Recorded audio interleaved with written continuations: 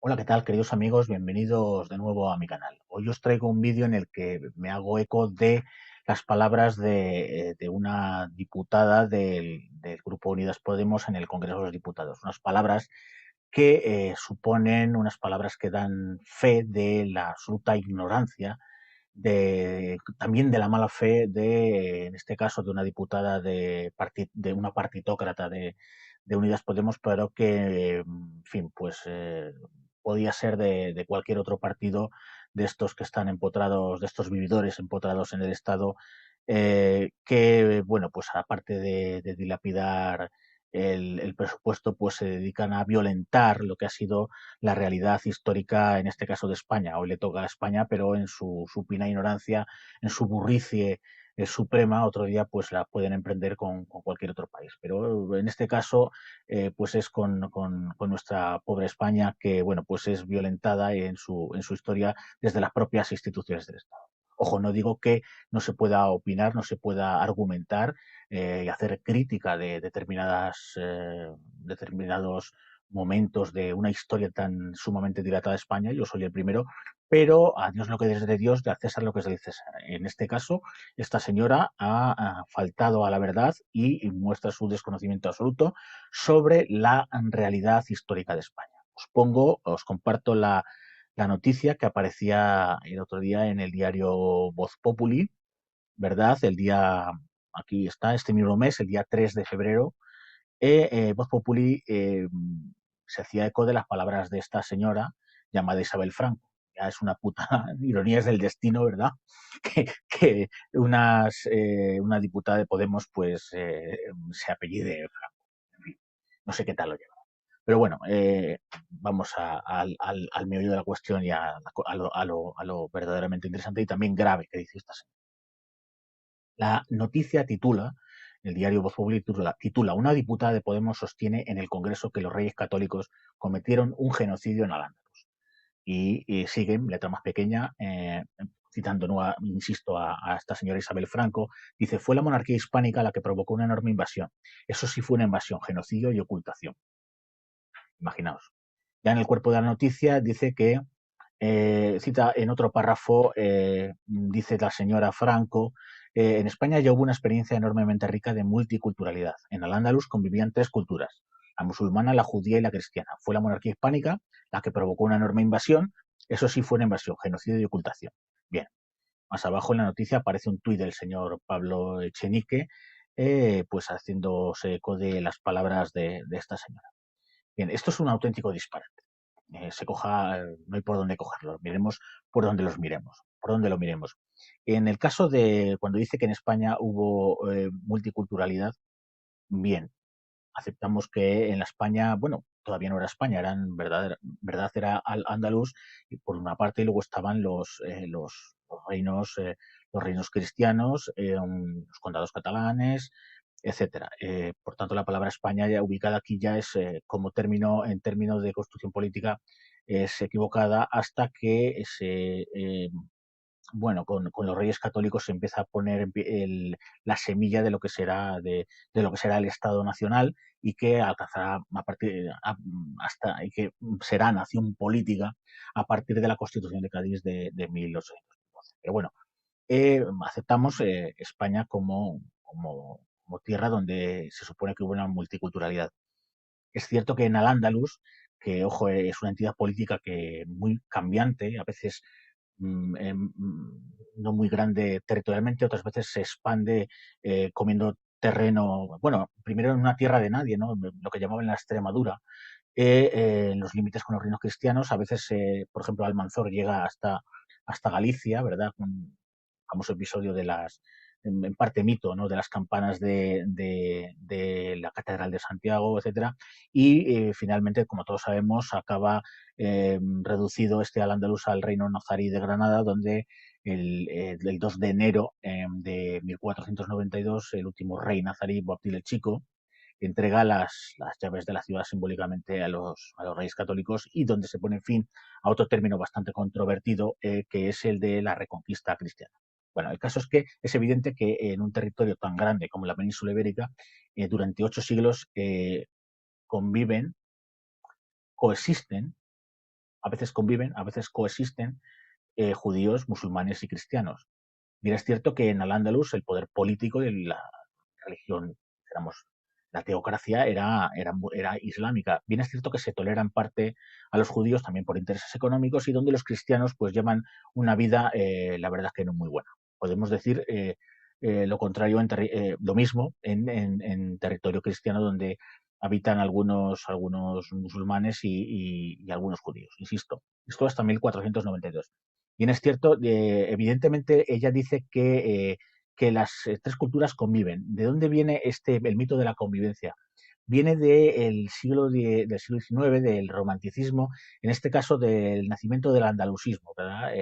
Blas Infante como figura señera, un andaluz que se convierte al Islam y va creando el mito ¿verdad? El mito romántico de ese al andaluz paradisíaco donde convivían en paz las tres culturas. Más que convivir, realmente estaban condenados a coexistir.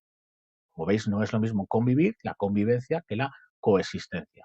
Vivían, insisto, son 8 siglos, épocas donde había más conflictividad y épocas donde había menos conflictividad. Por tanto, esta señora nos habla de una convivencia y en ese hipotético al andaluz que está en la mente de los románticos de finales del XIX, principios del XX, que crearán el nacionalismo andaluz y que también está en las mentes de otros nacionalismos, de lo que hoy llamamos nacionalismos periféricos. En este caso, pues insisto, esta señora patina y desconoce absolutamente incluso, o sea, incluso los relatos clásicos, ¿verdad? El famoso debate entre Américo Castro y Claudio Sánchez Albornoz sobre el mundo andalusí, etcétera, en fin, de otros hitos de la historiografía en España. La desconoce absolutamente. Y luego ya, pues el propio titular, cuando dice que los reyes católicos cometen genocidio. Vamos a ver, los reyes católicos no pueden cometer genocidio porque ni siquiera la palabra existe. Y diréis, vaya, nos sorprendes, Gaby, ¿cómo que no existe la palabra? Pues no, la palabra genocidio eh, se la inventa un señor y empieza a aparecer en la literatura, en la historiografía y en la literatura también jurídica. ¿Quién es el inventor de la palabra genocidio? Pues aquí lo tenemos, ¿verdad? En una noticia de BBC News vemos que un señor llamado Rafael Lemkin, el hombre que se inventó la palabra genocidio. Rafael Lemkin es un judío nacido en lo que hoy es Polonia. En aquella época, en la época en que nació él, era parte del imperio de los zares, del imperio ruso.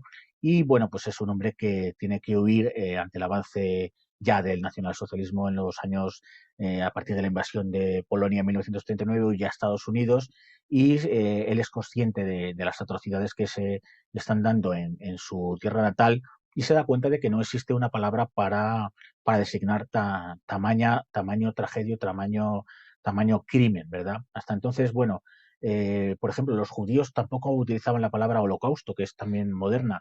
Se utiliza a partir, fijaos, mucho más recientemente, a partir de los años 70. Los judíos utilizaban para su tragedia, para el exterminio por parte de los nazis, la palabra Shoah. Bien, igualmente la palabra genocidio, insisto, no existe, aparece en 1944 en un libro que publica Rafael Lemkin, ¿verdad? A ver si lo encuentro, un libro que se llama, a ver si está por aquí, un libro que se llama, lo veis, en 1944 publica un libro que se llama El poder del eje en la Europa ocupada. Y aquí ya figura la palabra genocidio. Como todos sabéis, la palabra genocidio consta de dos raíces, de genus, que es la raza o pueblo, y cide, que es algo así como, viene de la raíz latina, que significa matar. Pues en este caso es matar a un pueblo, exterminar a un pueblo, como se estaba ocurriendo en el caso de los judíos europeos por parte del Tercer Reich hitleriano. Pero este hombre ya venía teniendo conciencia de estos disparates que a veces se hacen unos hombres contra otros, porque él se hizo eco mucho antes de la Segunda Guerra Mundial de la muerte creo, de un embajador turco, de un diplomático turco, por parte de un armenio. Nos tendríamos que remontar a la Primera Guerra Mundial, al llamado genocidio, insisto, genocidio, no genocidio porque la palabra ni siquiera existía, sino a las matanzas de armenios por parte de los turcos, algo que hoy en día sigue siendo controvertido. Él ya es consciente de estas matanzas que se están dando con unas dimensiones que en la historia nunca se habían dado, verdaderamente atroces, y ante Auschwitz, ¿verdad? Ante Treblinka, etcétera, se da cuenta de, además, para codificarlo en una futura ley de crímenes contra la humanidad, la que será futura legislación de crímenes contra la humanidad, pues incluir la palabra genocidio para designar esta barbaridad. Volviendo a los reyes católicos, si hasta 1944 no existe la palabra genocidio, es imposible que los reyes católicos cometan un genocidio. Y vamos a ver, también porque la intención de los reyes católicos, la intención, en fin, el avance cristiano desde el norte, ¿verdad? Desde la mítica batalla de Covadonga de Pelayo, que bueno, pues también está en entredicho, pero bueno, ante el avance, ¿verdad?, de los reinos cristianos hacia el sur hasta cercar Granada, pues los reyes católicos y sus antecesores no tienen en mente algo parecido a un genocidio. Vamos a ver. Primero, porque genocidio además tiene unas connotaciones de asesinato planificado y sistemático por causas de raza, de religión, de clase social, etcétera. Es más, los reyes católicos, también se hablará, otros hablan, también esta gente, por ejemplo, estos políticos hablan del genocidio de los españoles, de los castellanos, en el descubrimiento de América. También es otro disparate, insisto. Primero porque los reyes católicos lo primero que quieren es, dentro de su política de avance territorial, está la evangelización. Lo primero que quieren, de acuerdo en este caso con el papado, otras veces tienen mucha discusión, dentro del humanismo cristiano es que todos los seres humanos son creados por Dios y la obligación de los reyes católicos, en este caso, como adalides del catolicismo, era convertir tanto a judíos como musulmanes, como luego después en el Nuevo Mundo a los nativos, convertirlos al catolicismo. Sí es cierto que cuando hay una resistencia a la conversión, se promulgan leyes de expulsión, como fue, por ejemplo, la ley de expulsión de los judíos en 1492. Pero, insisto, no hay ninguna intención, ni mucho menos, de asesinar a nadie, y mucho menos en cuanto a masas de personas que por profesar una religión o ser de lo que raza, también es un término muy eugenésico, ¿verdad? Muy del siglo XIX. En estas épocas, en el siglo XV, nadie estaba hablando de exterminios por cuestiones de raza, etcétera, etcétera, en la península.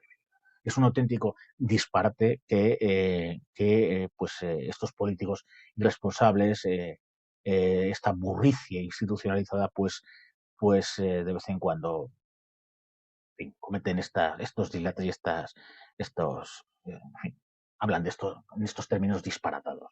Los reyes católicos no cometieron ningún genocidio. Bien es cierto que, insisto, en un proceso de lo que se llama reconquista hubo lucha, hubo guerra, hubo batallas, pero nada de planificación de exterminio de nadie. Es decir, lo primero que, además, lo que intentaban los reyes católicos era la unificación política a través también, como estamos en una época confesional, no estamos en una época donde el laicismo impere, en fin, estábamos todavía muy lejos y ellos veían de alguna forma reforzar la unidad de política que estaban forjando con una unidad confesional. Por tanto, insisto, se les daba la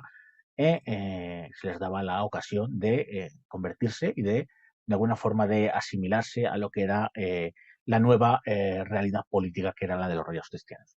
Y bueno, queridos amigos, espero que os haya gustado este vídeo y que nos haya quedado un poco claro en qué consistía, en fin, cuál era la intención de los reyes católicos, donde nada parecido a un genocidio estaba ni mucho menos planeado y donde, en fin, porque es una palabra muy moderna, es una palabra que no existe en el siglo XV y que estamos viendo nuevamente algo tan disparatado y tan incorrecto como es la proyección de nuestra moral actual sobre los hechos del pasado. Así que siempre que hablo de historia me gusta decir una frase que dice Fernando, no Ferna- sí, bien, Fernando García de Cortázar, el historiador vasco, que es la historia, coloquemos y pongamos la historia en su lugar. Y por favor, señores políticos, cuando no sepan de historia, pues no retuerzan la realidad y la historia déjensela a los profesionales, déjensela a los historiadores. Bueno, queridos amigos, eh, con, me despido hasta un futuro programa que espero que sea tan interesante, por lo menos para mí, como este que acabo de grabar.